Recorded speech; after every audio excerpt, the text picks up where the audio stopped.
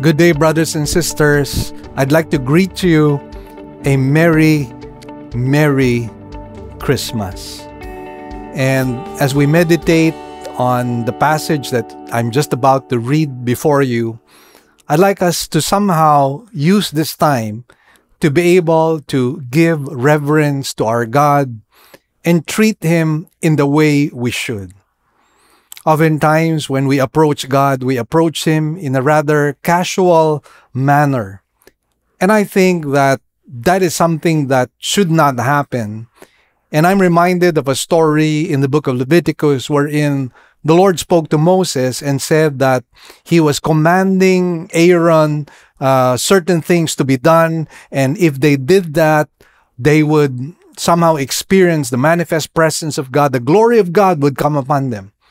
And indeed, that is what had happened, because in Leviticus chapter 9, verse 24, it says, "And the fire came out from before the Lord and consumed the burnt offering and the pieces of fat on the altar. And when all the people saw it, they shouted and fell on their faces." Now try to imagine yourself being in that situation. You being in the tabernacle or near the tabernacle, and as Aaron as well as his sons were performing certain things and they followed God's commandment, all of a sudden there's fire that would come down and would consume the burnt offering. Wouldn't you stand in awe? Wouldn't you be amazed? Wouldn't you be somebody who would fall before the Lord, being prostrate on the ground? I think that is what's going to happen. You know, as powerful as this event was, it is sad that in the following chapter, we find that it seemed like Nadab and Abihu, the sons of Aaron, had forgotten this wonderful event. And we are told in verse 1 of Leviticus chapter 10, "Now Nadab and Abihu, the sons of Aaron, each took his censer and put fire in it and laid incense on it and offered an authorized fire before the Lord, which he had not commanded them. And fire came out from before the Lord and consumed them, and they died before the Lord." Isn't this quite interesting? In the previous passage that we just read, it was the burnt offering that was consumed. But in this particular case, because they did not follow God's commandments, they themselves, Nadab and Abihu, were the ones who were consumed by the fire that came from God. And let's ask this question: why did that happen? Well, first of all, the Bible tells us they offered strange fire. But let's follow through with the story. It says, "Then Moses said to Aaron, 'This is what the Lord has said. Among those who are near me, I will be sanctified, and before all the people, I will be glorified.'" God is a holy God, and because He is a holy God, He needs to be treated in a holy manner.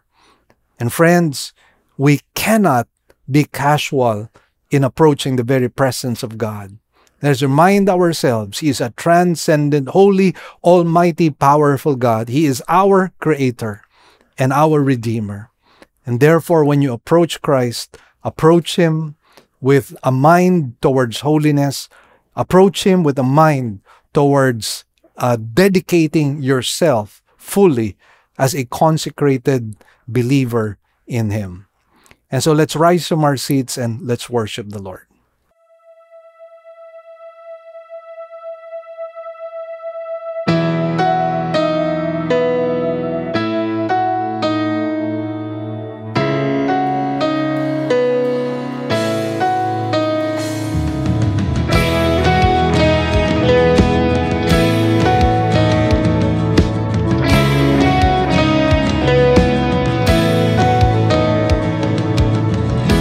Blessed be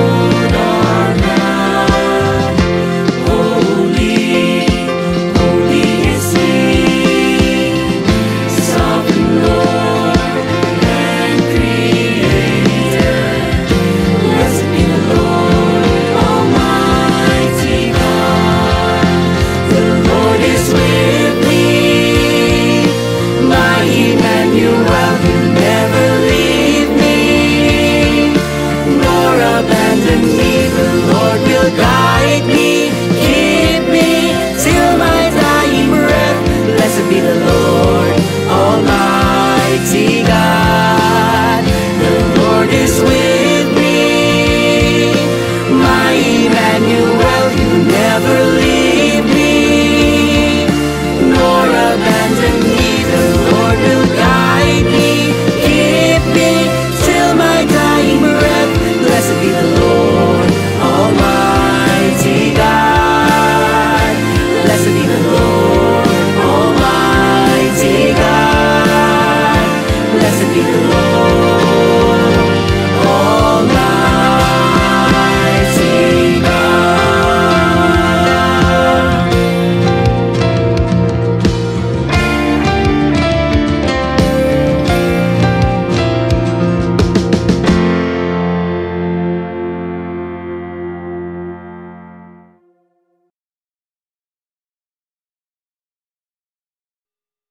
I will give thanks to you, my God.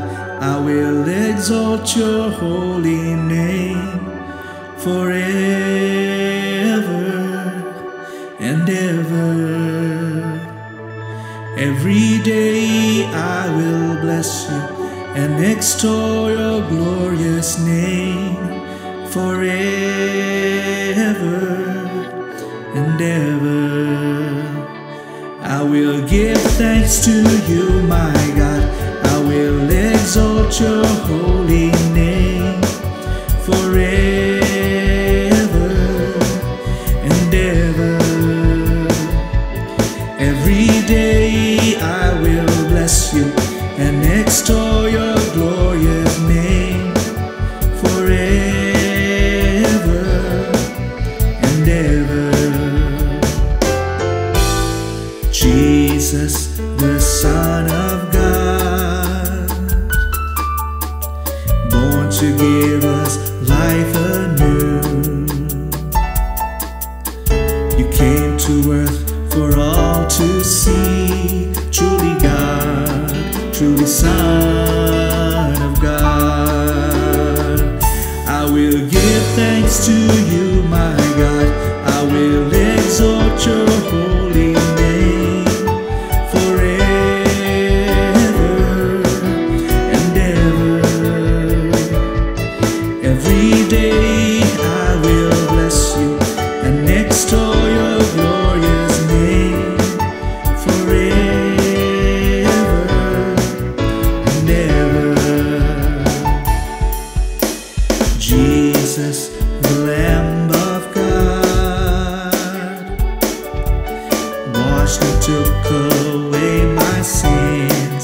At the cross you displayed your love.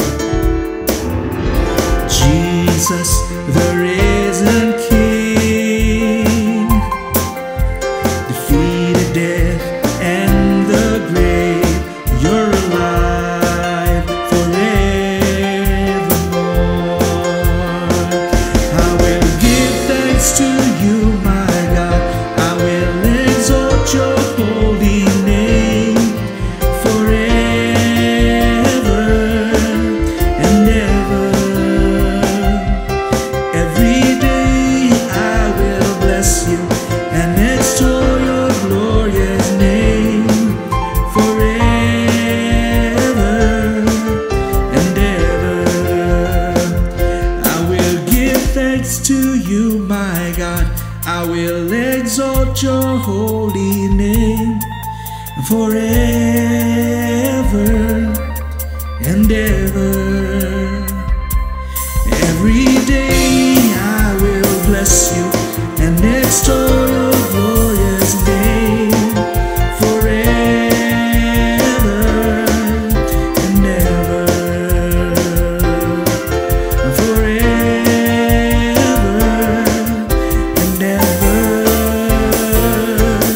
Forever and ever.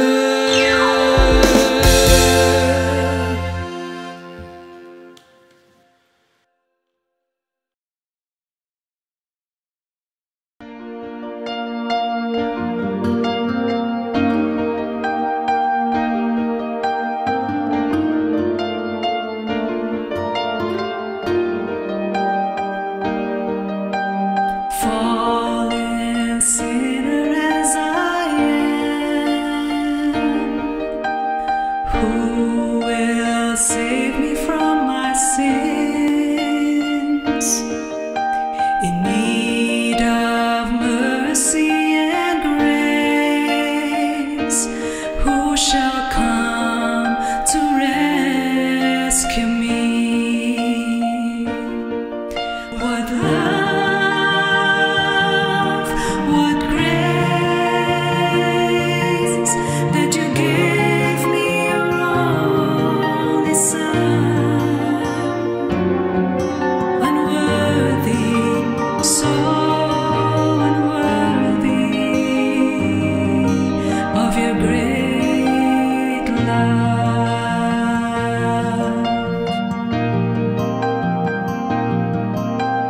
God had me in His mind while I was still so blind.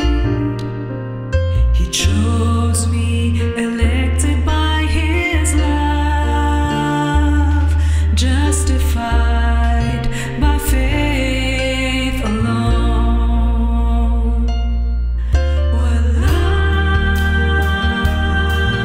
what grace, that you gave me your only Son,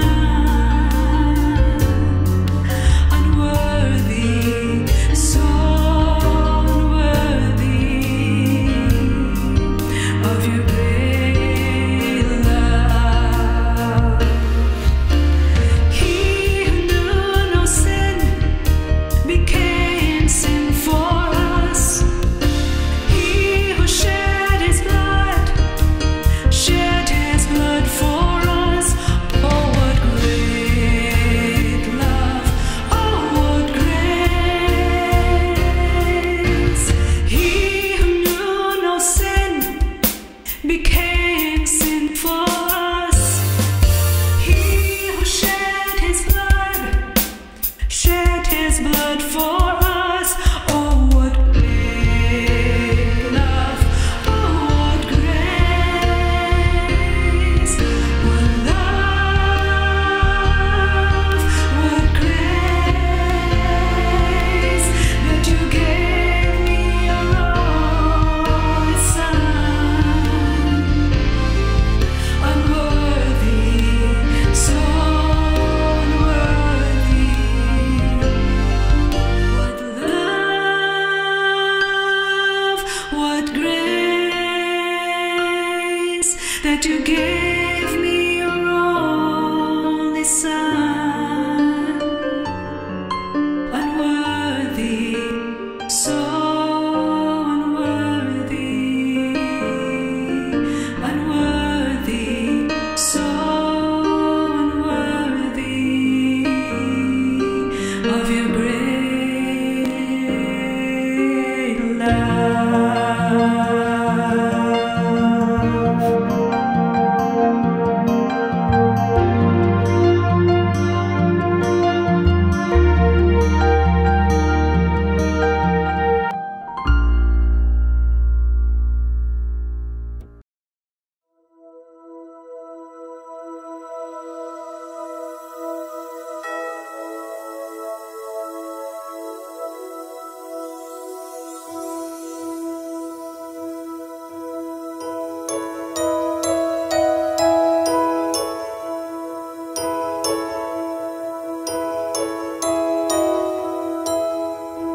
In the beginning was the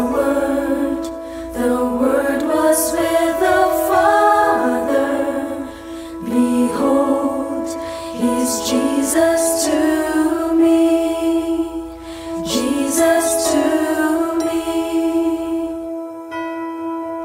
The Word came into the world, laying in a manger. Behold, He's Jesus to me, Jesus to me. He's Jesus to us, the Messiah, the Son of God, the Alpha and Omega.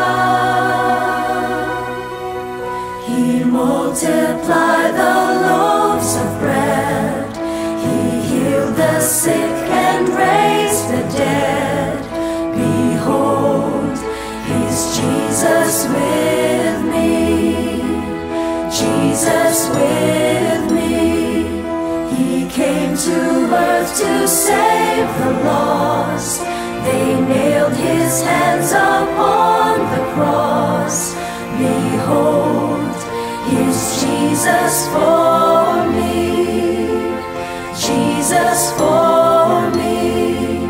He's Jesus to us, the Messiah, the Lamb of God. He is the light of the world. Hallelujah, hallelujah. Everlasting love is coming back again. He saved my life and gave me hope. I worship him before his throne. Behold, is Jesus in me, is Jesus to me, is Jesus to us, Jesus to us.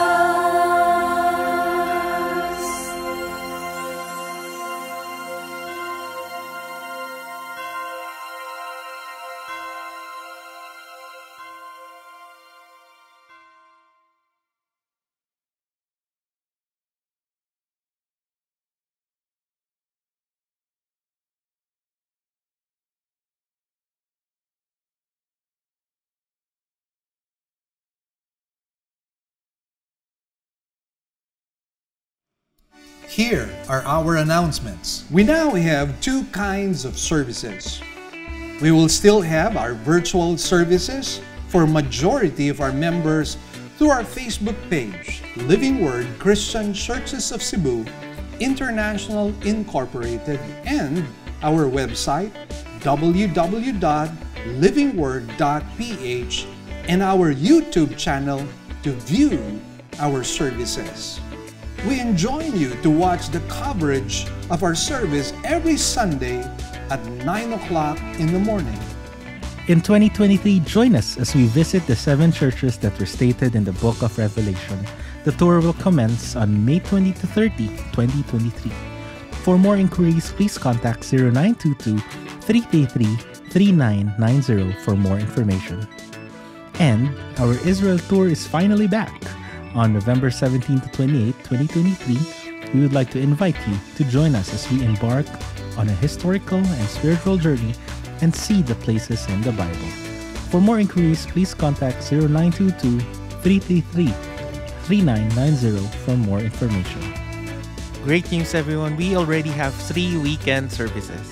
Every Saturday at 9 a.m. for the Cebuano service, and 2 services on Sundays at 9 a.m. and 4 p.m. for the English services.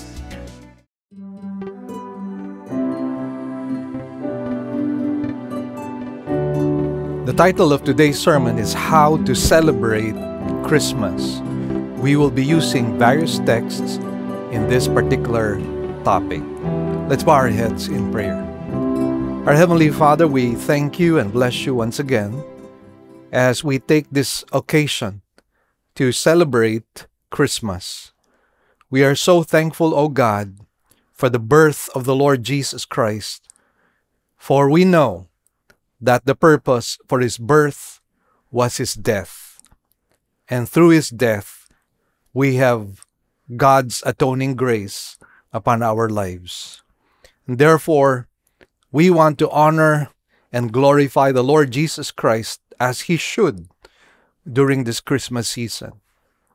Allow us, Lord, to bring honor and praise to your holy name as we study your word. We give you thanks and praise. In Jesus' blessed name we pray.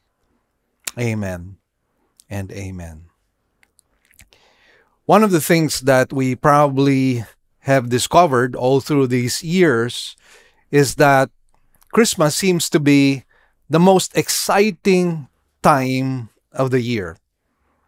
And yet, for the wrong reasons.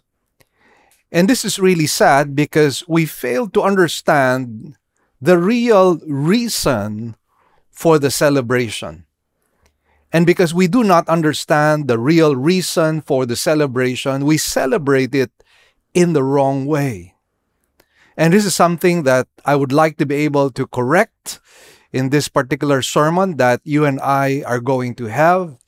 I pray that during this Christmas season, we will celebrate indeed the person of the Lord Jesus Christ, and not only the person of the Lord Jesus Christ, but his primary mission. We have to understand that the Lord Jesus Christ was born to die, and that through his death, we have found atoning grace for our sins. This, I believe, is what you and I should be celebrating this Christmas. So what I'd like to do is to be able to establish the what, the why, and the how of the celebration of Christmas.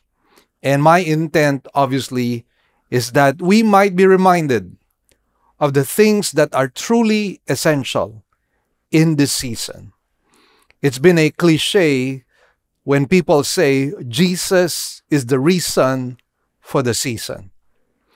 But though it is a cliche, I would say it is loaded with so much truth.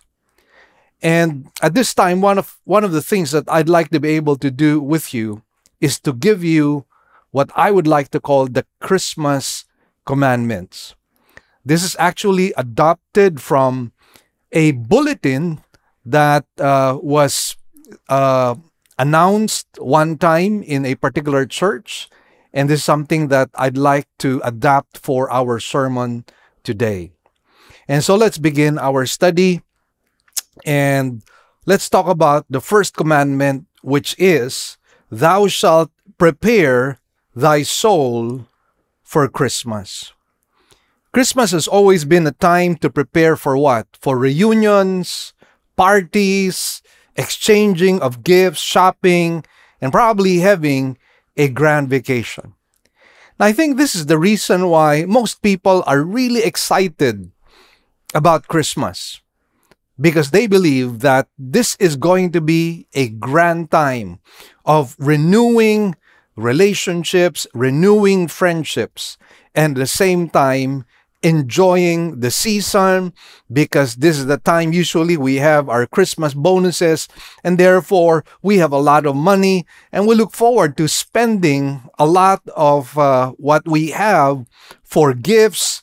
And also, this is an exciting time on our part, because this is also the time wherein some of our friends showed their love to us by giving us gifts as well. So oftentimes, this has been the reason for Christmas. Now, there is nothing wrong with such activities. I mean, who would not want to receive a gift, most especially during this Christmas season? Who would not want to have a salary, or rather a Christmas bonus at this time? Who would not want to have a vacation? All these things we know are reinvigorating and they are refreshing. But having said that, I think one of the things that we have failed to do is to prepare our souls during Christmas. We should see Christmas as a time of remembering when God gave us the greatest gift of all.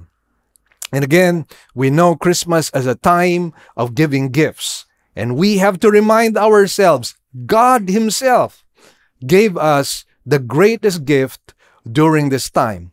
And that is His beloved Son, who was born to die for our sins. This child is a reminder for us that God brought salvation to mankind. So every Christmas should actually be a reminder of the salvation that has come upon our souls. Let me quote to you a passage from Luke chapter 2, verses 8 to 11. It states, in the same region, there were some shepherds staying out in the fields and keeping watch over their flock by night. And an angel of the Lord suddenly stood before them, and the glory of the Lord shone around them, and they were terribly frightened. But the angel said to them, do not be afraid, For behold, I bring you good news of great joy, which will be for all the people. For today, in the city of David, there has been born for you a Savior who is Christ the Lord. Now, one of the things that I'd like to clarify is that oftentimes we think that Jesus was really born during December. Isn't that what we normally think? Jesus was born during December. The truth of the matter, however, is that it seems unlikely that Jesus was born during December, most especially because it was wintertime, or it is wintertime in Jerusalem and in all parts of Israel. And therefore, it would have been difficult for a pregnant woman to travel during this winter time. And it would be extremely difficult if Jesus were born during this time as well. So I tend to believe that the Lord Jesus Christ was not really born on December, but rather he was born perhaps at another time. And having said that, however, I don't think that we should somehow stop ourselves or prohibit or inhibit ourselves from worshiping the Lord and remembering his birth. It doesn't really matter whether it's December or November or January. The important thing is to remember that he was born, and he was born for a specific purpose, and that was to die for our sins. Can you imagine that this was the goal of the birth of Jesus Christ? And friends, isn't it a wonderful thing that God was mindful of us, that he would give us the most precious gift of all, the gift that would radically change all of our lives, the gift that would radically change our own eternal destiny. And therefore, we really need to prepare our hearts during this time. It's not just the time to sing Christmas carols. It's not just the time to reunite ourselves with friends and relatives, but this is the time to remember the goodness of God, the mercy of God, the grace of God in our lives. And again, as we have read in this particular passage, what the birth of the Lord Jesus Christ has done is to bring great joy. Why? Because, as the Bible says, there has been born for you a Savior who is Christ the Lord. This passage once again tells us that this season was the time when God himself became man to be our Savior, because no one else could save us except man. Remember, it was Adam who sinned, and therefore it needs to be that a second Adam would be born to redeem us from our own sins. It is an absolute necessity that man be saved by man. Having said that, we understand that no man on the face of the earth qualifies. And that is why, if we really think about it, only God incarnate, God born in the flesh, would be qualified to save our souls. Now, what the Lord Jesus Christ did is that as the unblemished Lamb of God, he performed the one perfect sacrifice that forgives us of all our sins, past, present, and future. What Jesus Christ had done is to pay the penalty of our sins. And if we accept him as Lord and Savior of our lives, we are justified. It is just as if we have not sinned. And why? Because the blood of Jesus covers all of our transgressions and all of our iniquities. What a blessing it is. And what a needful reminder for all of us to once again reminisce what Christ has done. So during Christmas, Jesus should be the star and the reason for the celebration. I'm reminded of a story which illustrates this particular point. One wintry day, as a Christian was walking down the street, he noticed that someone had thrown a sheaf of grain out on the ground. And all of a sudden, a flock of hungry sparrows had monopolized it for an unscheduled feast. And so what this Christian wanted to do was to draw near and observe all these sparrows. So he made one step towards them, and it seemed like they became quite uneasy. Made another step, and it seemed like they were likewise stepping backwards. And one other move forward coming from this Christian resulted in the sparrows flying away. And you know what? This Christian began to think, why is it that the sparrows flew away from me? I did not intend any harm to them. But then again, as he really thought about it, he realized that there was one reason why they flew away. And that was he was too big for them. He was intimidating to them. Perhaps they would not have been intimidated if only he was just like them, a sparrow. And using that illustration, friends, you and I know that God, in his transcendent state, came down here on earth to be born as a man, to die for our sins. What a great thing the Lord Jesus Christ has done for all of us. This story of incarnation is the purpose of bringing salvation to us. If we understand Christmas gift of salvation, even if things do not go well with us, I believe we would still be able to celebrate. See, some people are saddened and even depressed during Christmas. Why? Because some of them are expecting gifts and they don't receive anything. Or they probably expect that this would be a time wherein they would have a salary raise or a Christmas bonus. But you and I know that some people lose their jobs before Christmas. Having said that, they have nothing on Christmas Day. And so some bad things do happen during this particular season. And if we are not mindful of what we should really be celebrating, we will become depressed. I recall one minister of God who was in the United States one time, and it was winter, and it was dark, and it was cold. And it was during that time that he was going through a very difficult season in his life. And he made the confession that he was absolutely depressed. And friends, that should not be the case. If only we remind ourselves the reason for the season. And, you know, one other story I heard during this season is one person got hospitalized in Manila, and he discovered that he had terminal illness. And guess what? It happened during this season.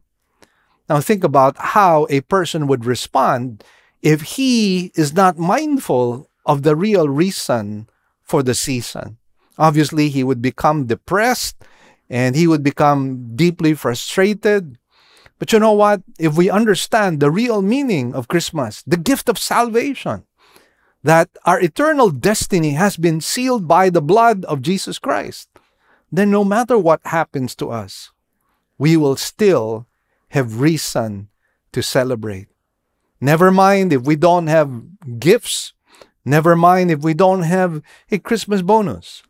Never mind if we don't have a family reunion. Christ is enough for us to celebrate. Now, once again, the question needs to be asked, what does salvation accomplish insofar as our eternal destiny is concerned, aside from the forgiveness of our sins? In Revelation chapter 21, verses 3 and 4, the Bible provides us with some answers. It says, "And I heard a loud voice from the throne saying, Behold, the tabernacle of God is among men, and he will dwell among the people. and they shall be his people, and God himself will be among them. And he will wipe away every tear from their eyes, and there will no longer be any death. There will no longer be any mourning or crying or pain. The first things have passed away. One of the things that we Christians should develop is we should be forward looking. And I do not mean to say forward looking in the sense of just looking at what's going to happen in the immediate future, but what will happen in the distant future. And by that I mean the afterlife. If you have personally received Christ as Lord and Savior of your life, the Bible promises an afterlife that is like no other. And herein we find descriptions about what is going to happen to us. Number one, we shall be with God. And isn't that the greatest thing that could possibly happen to us? Now, some people I know, most especially those who have a very secular and worldly view, do not appreciate this. But for us believers in Christ, what do we know about God? Well, the Bible says that in his presence is fullness of joy, and at his right hand are pleasures forevermore. God ultimately is the source of all joy and all peace and fulfillment. And therefore, our souls will be deeply and fully satisfied when we enter the portals of heaven. Secondly, all hurts will be taken away. The Bible says he will wipe away every tear. I mean, the truth of the matter is that this life that we are living here on earth can be very, very brutal. You and I have we have shed so many tears. We have experienced so much heartbrokenness and deep frustration as well. But one of the beautiful things that will happen insofar as our eternal destiny is concerned is that he will wipe away every tear. We will forget the moments of affliction and adversity in the same way that Joseph himself, when he became prime minister of Egypt, forgot his horrific, terrible, and tragic past. And that is what God will do in a much, much larger way once we enter the gates of heaven. Third, there will be no more separation from our loved ones, no more growing old, no more sickness, no more pain in our bodies. The cursed state will be removed from us.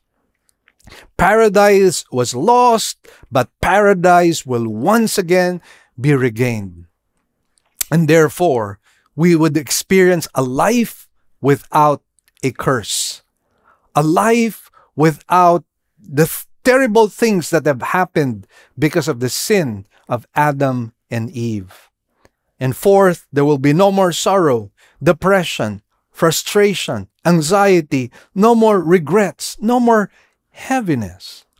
You know, one of the things that I've learned, most especially as a minister of God, is that a lot of people are suffering from panic attacks. And myself included, there was a period or season in my life when I was experiencing panic attacks for a long, long time, by the way, for 7 long years. I did not know what was happening to me until later on I just discovered I was beset with something that was physiological. I had what is called as a mitral valve prolapse. And basically what that means is that my heart was not beating in the right way, and that produced a sensation of fear and panic. But friends, I don't know if you yourself have experienced what I have experienced. All I know is once we get into heaven, whatever things you have experienced in this life, the anxieties, the worries, and all of that would be gone. Because we will be right in the very presence of God. In Revelation 21:9 all the way to verse 27 and Revelation 22:1-5, it also provides us with additional information regarding salvation. In a nutshell, it also includes a perfect place with perfect beauty unmarred by any curse. I marvel at God's creation. The Lord has privileged me to go from one country and one continent to another. And I'm always in awe seeing God's creation in different places. The desert place presents one kind of beauty. And then you go to Switzerland and you will see the beauty of nature, the valleys, the mountains, the rivers. And then you go to other parts of the world and you see different things, different features. And just by seeing that, you are already in awe of God's creation. And yet I continually remind myself, as beautiful as these things are, they are cursed. Just try to imagine a world wherein the curse has been removed. Definitely, it's going to be perfectly beautiful, wonderful, and fantastic. Now, another thing to note is that because Christmas is the time we have received the greatest gift of all, it should also be the time of giving or rededicating our lives as a gift to God. Friends, you are well aware of one of the practices we have, which is what? The exchanging of gifts. And it's not that we will ever merit or deserve what God has done for us. But I think it is only apt for us to be able to give ourselves totally and absolutely to God. The Bible says in Romans chapter 12 that in view of God's mercies, we need to offer ourselves as living sacrifices unto God. One of the things that we will discover in the Old Testament is that all the sacrifices that were given to God were dead sacrifices. In the New Testament, the difference is this. What we offer are living sacrifices. Why? Because we are those sacrifices. Peter himself called us living stones. And therefore, friends, offer yourself to God. God, in His goodness, has blessed us. We are beneficiaries of God's grace, and therefore we should also be dispensers of grace, and we should somehow love God back as He has loved us first. And friends, we can do that in a number of ways. We can worship Him. We can serve Him in church. We can do a good thing or a good work that glorifies and honors God. There are a myriad of ways by which you and I can somehow celebrate Christmas by giving ourselves, our time, our talents, and our treasure. Now here's a second commandment. Thou shalt give thyself with thy gift. He who receives it will treasure it always. Acts 20 verse 35, it states, it is more blessed to give than to receive.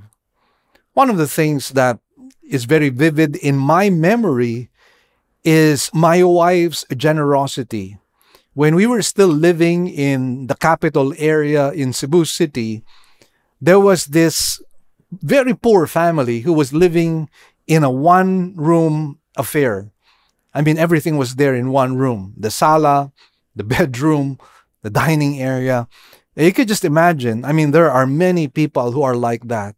They don't really own homes, and so they just build a place whereby they can stay and shelter themselves from the sun and the rain. And obviously, these people are very poor. They live with the bare minimum, I would say. And so my wife, during Christmas season, because most especially during that time or those times, somehow the Lord blesses us as well. And my wife somehow would want to be a blessing to this couple, and oftentimes he would gift them with cash. She would gift them with many other gifts and goodies, and you could see their faces light up whenever my wife would go to them. And the truth of the matter, however, I think it is my wife who is more blessed than them, because as the Bible says, It is more blessed to give than to receive. Think of Christmas as the time wherein you can be a blessing to others. As you have been blessed, bless others as well. Now here's a third commandment. Thou shalt not value gifts by their cost. The least expensive may express love, and that is more precious than silver and gold. One of the stories that I really, really love is found in Mark chapter 12, verses 42 to 43, because among all those who gave gifts during that time, Jesus was most impressed with the gift of a poor widow. Incidentally, somebody gave me an authentic widow's mite. And you know, it is so tiny and it is so minute. And if you look at that kind of a coin, you would probably throw it away because you might think it's a useless and worthless trinket. But not the Lord. Here's what happened in verse 42. A poor widow came and put in 2 small copper coins, which amount to a cent. Calling his disciples to him, he said to them, "Truly I say to you, this poor widow put in more than all the contributors to the treasury. For they all put in out of their surplus, but she, out of her poverty, put in all she owned and all she had to live on." You know, during that time, during the time of the Lord Jesus Christ, widows were really helpless. Why? Because they were uneducated. They were not trained in any kind of trade. And therefore, they were at the mercy of others. They were depending on others to show them some kindness or some generosity. Otherwise, they would not be able to survive. And so, what is so amazing is that this widow gave everything that she had to live on. The gift to God was definitely small from a human standpoint. But then from the standpoint of God, her heart was extremely large. This is how we are to look on gifts. We are to look to the source, which is the heart. Oftentimes we find ourselves grumbling and complaining when we receive small gifts, and we tend to somehow grumble that we have not received anything better or anything bigger. Friends, look at the heart. It's been a cliche that we often say it's the thought that counts, but really it is. Because a lot of people cannot really afford certain things. They cannot afford the most expensive gifts. But then they remember us, and they would like to honor us. They would like to somehow tell us that they love us and that they remember us during this season. And friends, we are to appreciate that. It is the thought that really counts. Next commandment is this: thou shalt not leave Christ out of Christmas, making it Xmas. For many, X is an unknown. A couple gave us some gifts before. And basically, they wrote down in the card, Jesus is the reason for the season. And as I mentioned to you, that's cliche, but isn't that true? He's the reason for the season. He's the reason why we should be celebrating. Now let me tell you another story, friends. There was a little girl from one of the poor districts of a large city who became ill on Christmas Day, and she was taken to the hospital. Lying in her bed, she heard carolers singing, and she listened intently while someone told the blessed story of Christ, who came to redeem a lost world. And in simple faith, this little girl received the gift of salvation. She accepted Christ as her Lord and as her Savior. Later, she said to a nurse, "I'm having a good time here." Remember, she was in the hospital. "I know I'll have to go home as soon as I'm well, but I'll take Jesus with me." Isn't it wonderful why he was born? Said this young girl. He came to save us. Yes, said the nurse wearily. That's an old story. I mean, it seemed like the nurse was not really excited when she said that. Oh, do you know about him too? Said the little girl. You didn't look like you did. Why? How did I look? Said the nurse. Oh, like a lot of folks, sort of glum. I thought if you really understood, this little girl said, I thought if you really understood that he came to bring us to heaven, you would be glad. The child was soon well, and the nurse never saw her again. But you know what? Her heart had been touched by the statements that this little girl had made regarding Christmas. And friends, I hope that will be true to you as well, as you remind yourself about the greatest gift that we have ever received during this season. Now also, here's another thing. Fifth commandment, thou shalt not let Santa Claus replace Christ. He can rob the day of its spiritual reality. I don't know if you've watched that movie, Santa Claus, spelled C-L-A-U-S-E. Well, it's really a rather humorous kind of presentation, but really untruthful. And I would even say that it would somehow border in a false presentation of who Santa Claus is, because you would see how Santa Claus had stolen Christ from Christmas. Santa was also portrayed in this movie as an irresponsible family man who was a divorcee, who takes the place of another Santa who died when he fell from his rooftop. He later also gives his wife the blessing for another relationship she was having with another man. Can you imagine that? So again, this is what is being presented.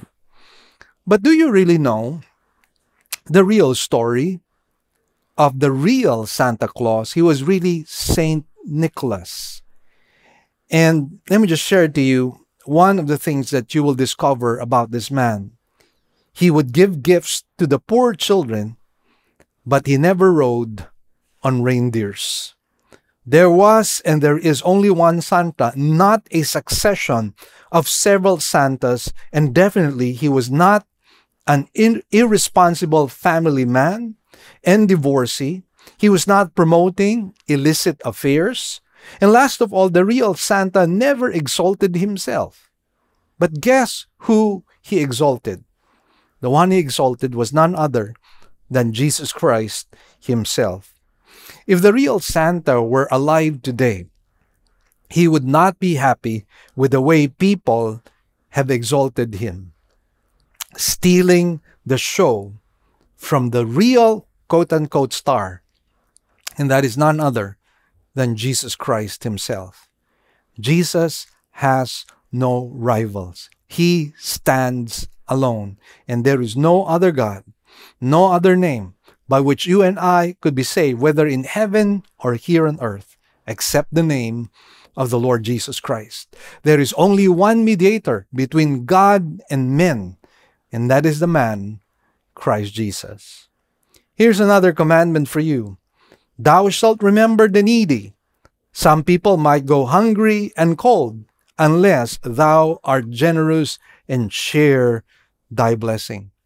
In Galatians chapter 6, verse 10, it reads, So then, while we have opportunity, let us do good to all people, and especially to those who are of the household of the faith.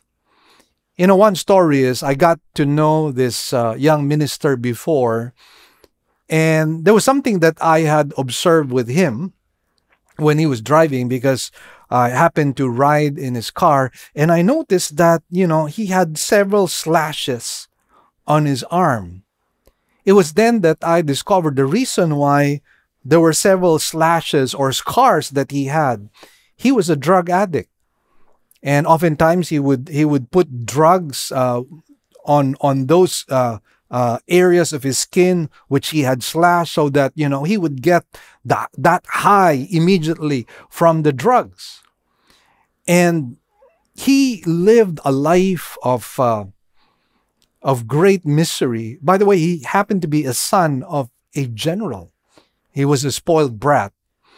And he used whatever money he had, whatever resources he had, for drugs. But you know how it is with drug addicts. Eventually, you lose money. And in desperation, he was living in the United States at that time. He went to this place, United States, wherein there were certain Christians who were serving food for the homeless. And to make a long story short, when he entered that place and he was given, a warm reception and a warm meal, it was there that for the very first time, he felt a kind of love that he never experienced before. It was a love that was emanating from its source, the Lord Jesus Christ.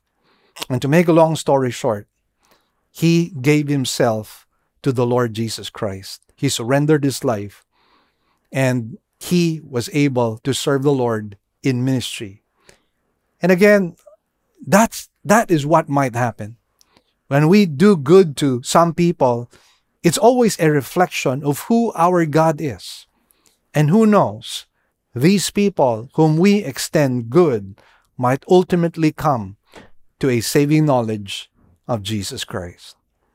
Now, another commandment is this: thou shalt not neglect thy church. Its services highlight the true meaning of the season. Let me tell you something.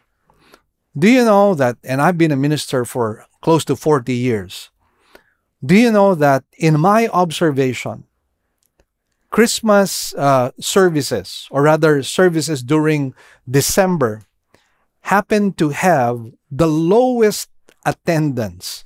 And you'd be surprised why that is so. And I think the reason is a lot of people,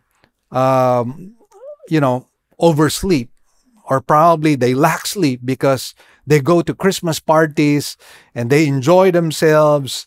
And because they come home late, they don't wake up for service during December. And that is why during December, we have some of the lowest attendance in our church. And I think that is true practically of almost every church. And that to me is very sad.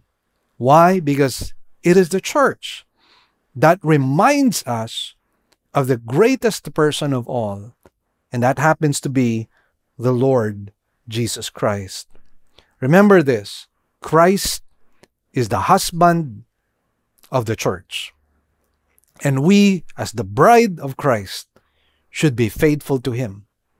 And that includes continually being present, not neglecting our Sunday church attendance.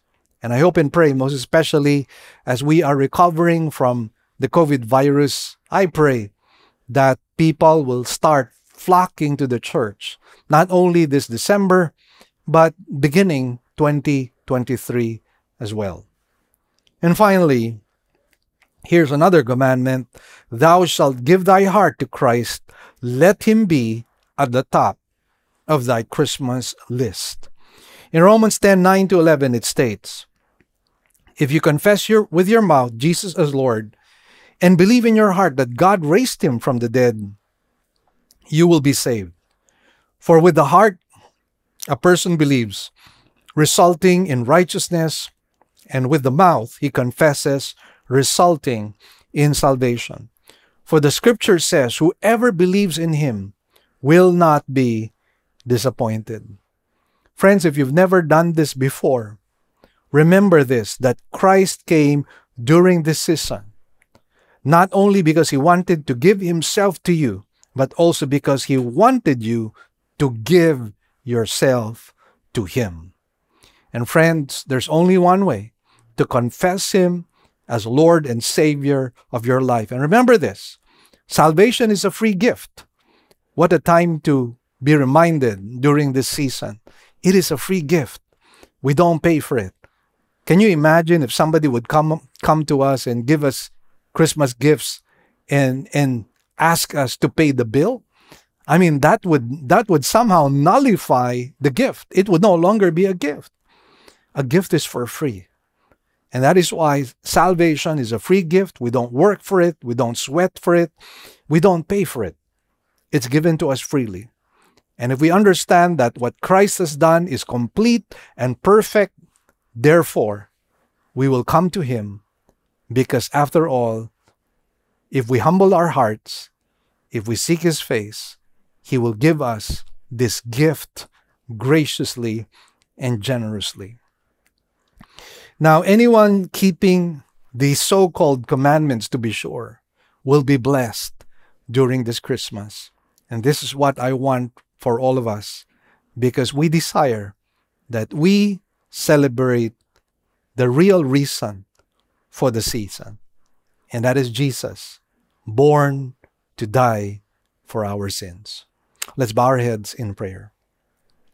Heavenly Father, we thank you and bless you, Lord, for this time. Thank you for giving us this time to reminisce what you had done for us. And Lord, our prayer is that indeed your name might be glorified and honored during this season. Lord, we also thank you that we could contribute our resources so that the work of God's kingdom could expand and your name could be glorified. Whatever has been achieved today, we give you back the glory, the praises, and the thanks. In Jesus' blessed name we pray. Amen and amen. God bless you, dear brothers and sisters, and please don't forget to like and subscribe to our Facebook page and our YouTube channel. Hit the notification bell, and you will get updated with what we will put on video. God bless you all. We'll see you again next Sunday. Here are our announcements. We now have two kinds of services. We will still have our virtual services for majority of our members through our Facebook page, Living Word Christian Churches of Cebu International Incorporated, and our website, www.livingword.ph, and our YouTube channel to view our services. We enjoin you to watch the coverage of our service every Sunday at 9 o'clock in the morning. Good news, brothers and sisters! Our radio program will now be heard nationwide through FEBC radio stations. As an added bonus, all Living Word original songs will likewise be aired as well. So, if you would like to listen to our radio program, we're coming out in the following stations: 702 DZAS AM, broadcasting from Pasig every Sunday, 11 a.m. to 11:30 in the morning. We're also coming out from 104.3 DWAY FM from Legazpi. This is also every Sunday from 10 to 10:30 in the morning. And for those of you in Tacloban, we're coming out from 97.5 DYFE FM every Monday from 11:30 in the morning to 12 p.m. For those of you in Zamboanga, we are coming out from our station in 1116 DXAS AM every Sunday from 11:30 to 12 p.m. Also, for those of you in Davao, we're coming out from 1197 DXFE AM every Sunday from 2 o'clock in the afternoon to 2:30 p.m. For those of you in Coronadal, we're also coming out from station 1062 DXKI AM every Saturday from 8 to 8:30 p.m. And for those of you in Cagayan de Oro, we're coming out from 103.3 DXJL FM every Sunday from 8 to 8:30 p.m. And for those of you from Metro Cebu, we're coming out from 98.7 DYFR FM every Saturday and Sunday from 8 to 9 p.m. Please tell your friends about this and tune in to our radio program. Let us pray that God might use this radio program to become a blessing to as many people as possible. God bless you all. Great news, everyone. We already have 3 weekend services. Every Saturday at 9 a.m. for the Cebuano service and 2 services on Sundays at 9 a.m. and 4 p.m. for the English services. We'd also like to thank our partners, our members who have been consistently giving to partner with us in the work of the Lord. We'd like to share our giving channels to those who would like to partner with us in the work of the Lord. You can deposit your love offerings to the following banks. Banco de Oro. Account name is LWCCCII.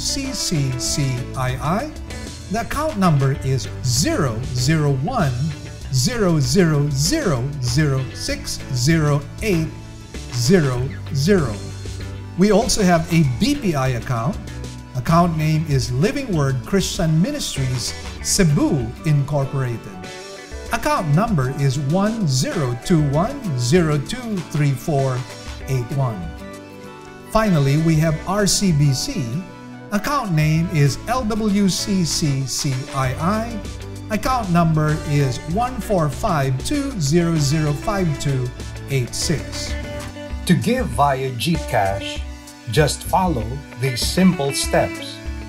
From your GCash app, click Bank Transfer.